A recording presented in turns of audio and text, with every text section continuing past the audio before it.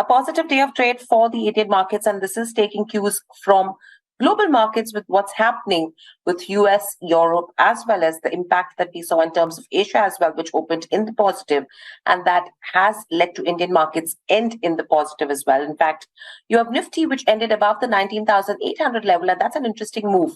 Second consecutive session of gains coming in there. If you see in terms of Bank Nifty as well, we've ended above the 44,500 mark, though you have Bank Nifty, which has underperformed the benchmark indices in trade. In terms of the most active stocks, you had HDFC Bank as well as Reliance Industries, both these heavyweights that came to the rescue and support. And except the PSU Bank Index, you had all the other sectoral indices that ended in the positive.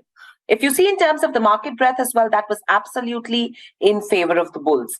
Let's quickly look at the top gainers. Today, you had names like Hiromoto, Wipro, Grasim, Ultratech Cement, as well as HUL. Whereas on the losing end, you had HCL Tech, Adani Ports, SBI, Coal India, as well as a TCS. TCS ahead of numbers was trading under pressure. Let's quickly look at the newsmakers. JK Tyres. A strong move coming in there on the back of the MK report with a buy rating. Lakshmi Organics jumped in trade after raising money via QIP. Ugro Capital on the back of the quarterly update was up in trade. Suntech Realty on the back of the Jefferies target price increase was up.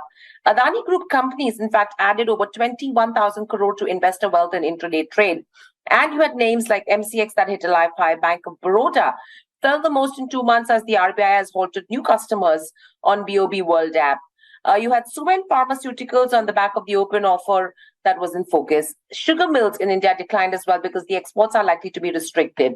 Paper stocks were up in trade as well in today's session, whereas you saw some large trades in terms of Zomato, Reliance, Infosys, ICICI Bank, Bharti Airtel, Axis, as well as Jubilant. So a lot of stock-specific action, but clearly markets were in the positive.